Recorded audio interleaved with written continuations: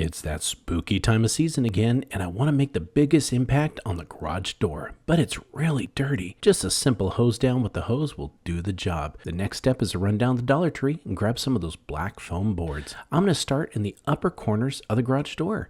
I want to make everything symmetrical, so what I'm going to do is draw some fangs here. This is going to attach to the facial board. Next, I'm going to put these foam boards together, one on top of the other, and I'm going to use a razor knife to cut through. And since I cut all the way through the second, they're very symmetrical, ready to go. Now it's time to hang it up. I can put it on the board trim right on the outside using a stapler. Just a couple of 3/4 inch staples will do the job. Make sure it's nice and secure. Next, these foam boards are 20 inches wide. We can actually cut those in half. So I'm going to mark it and cut it down 10 inches on each side. That gives me more distance for the foam that I got. Starting at one end, I'm going to mark where I left off, and I'm going to put two of the boards together, and then I'm going to mark some teeth out. Now, these are going to look like big old shark teeth, but you don't want to make them look all the same. You can make them random, maybe a little squirrely whirly or anything like that, just to make them look different. Once you get it marked out, it's time to cut. Give enough pressure to get through, but not too much. Once you cut through, go ahead and pull it all together and pull it out. Now, we're going to go ahead and go down the foam board. The great thing is, it doesn't take many of these foam boards. At $1.25 each, it doesn't take much, and you're not spending that much on this project. Once I get it all cut out, it's time to hang it up. Starting at the other end, just go ahead and use your stapler and put it in. Make sure it's secure just in case the wind comes up or anything like that. Now, once the top is all the way in, let's start at the bottom. But we're not going to go all the way to the side. And I want to bring the garage door up just a little bit so that I can mark the teeth for the bottom that kind of go up against the gaps in the top. Using some double-sided duct tape, I'm going to put that on the back and secure it to the garage door. Use as much tape as you want, or some clear silicone will do the job. Next step, I'm going to use a whole foam board for the eyes. What I'm going to do is go ahead and mark those out and cut them. Give them like a scary look to them. Now, on these eyes, I'm also going to use some white foam board. It's going to give it like a 3D look. I'm going to mark it out and cut it on the inside, but I'm not going to show you the whole thing right now because I'm going to save this to the end to show you the surprise. But I do need to get it cut out and put together. The next step is I notice these fangs are a little boring, so let's grab some red paint, use some cardboard for the backing, and let's spray it and look like it's got a little bit of blood on the end there. That's going to make it real spooky, and I think it turned out pretty nice. Now I got to put the eyes up. We're going to raise those up a little bit using some clear silicone and put those together. And look at that. Our monster garage is looking great. It can go up and down. You can keep it open or stop it halfway. It's actually going to look really good. I think it turned out great, and I can't wait to show it off to the trick-or-treaters. I hope this inspired you to build your own DIY monster garage. I hope you enjoyed that last episode, but don't hit the stop button yet. First, subscribe so you don't miss any future episodes, and stay tuned. We got another one coming right up. For this next Halloween project, go ahead and run over to Dollar Tree and grab a lot of pool noodles. First thing we're going to do is take a nice sharp razor knife. We're going to go up about 6 inches on the first noodle. Start in the middle, but don't cut straight down. You want to go to the side. What we're going to try to do is cut out a wedge. Once you cut it out, go ahead and remove the wedge. But the first thing you want to do is hold on to it. We can use that later. Next thing we want to do is turn it over exactly 180 degrees. Again, go up 6 inches and cut out at a diagonal so you can cut another wedge on this side. Again, save this wedge. You'll need it for later.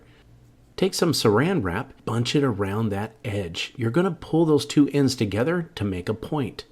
You don't need to make the Saran Wrap pretty, not at all, because what we're going to do is grab a heat gun and very slowly start melting and surrounding the pool noodle with that Saran Wrap. Don't get too much heat on there though. All we want to do is like shrink wrap it. Take that wedge on some of the other pool noodles that you've cut out, and it can make a pointier end. Again, take that Saran Wrap and wrap it around just like this. You want to go ahead and circle it up. And again, it doesn't need to look pretty because it doesn't need to be smooth. We want a texture look to it. I know what you're thinking. There's some gaps in there. Doesn't matter. We're going to paint this afterwards, so you're not going to see that. One other thing that we can do is in the middle of the pool noodle, cut a little slit. Take that wedge and you're going to pop it right inside there. It's going to hold really nice. Don't let it stick straight up, put it at an angle. Grab some Saran Wrap and place it all over. This is going to give this branch, and it's going to make it look like it's got a little thorn in it. Everything we do, we're going to cover all the pool noodles with Saran Wrap and use the heat gun to shrink wrap it around. Let's take it outside and give it a base coat. I went ahead and went with black. That's a good base, painted all over. It's going to be a little difficult to get all of the colors of the green covered up, but don't worry. We're going to go ahead and do some touch-up later. The next thing I did was take 1 1/4 inch PVC pipe, cut a 45-degree angle on it so I can drive it into the ground. This is what's going to be the base of my arch. Put that in both sides of the sidewalk, and then I'm going to take 1 inch PVC pipe and cut it to size. But the 1 inch PVC pipe goes right inside the 1 1/4, and it makes it great and strong. Next, I'm going to grab some zip ties, start grabbing those pool noodles that are all painted up, and we're going to start zip tying them all around the edge of the arch. Right in the beginning, I know it's going to be a little discouraging thinking, how can I cover all the pipe? Don't worry about that. Keep applying them anywhere and everywhere that it looks good to you. I had about 15 pool noodles that I made, and I just have branches and thorns all over them, all painted black. As you can see, I just went all around the arch where it looks like it really needed them, trying to cover as much of the PVC pipe as I can. Just go anywhere and everywhere, use your zip ties and cut off all the excess zip tie that you can, and just cover up everything you can do. It just looks really amazing. Once you got it all covered, take some black paint. Any PVC pipe that's showing, go ahead and paint it black. Then it's time to two-tone. Grab some brown, add a little bit, not too much, and then last but not least, I grab some gray. Just randomly all over, gives it another little bit of texture to it. Look how amazing this turns out. You could almost looks like a real branch with the Saran Wrap and the paint. But last but not least, let's go ahead and grab one of them skulls and give it a lobotomy right on the back end from Dollar Tree.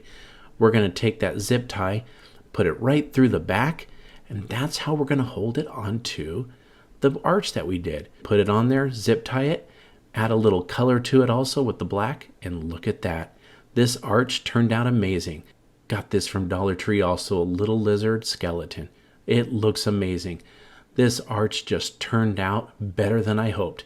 All the little trick-or-treaters are going to walk through it on Halloween night. I hope you enjoyed this project as much as I did, and we can't thank you enough for watching Home Talk.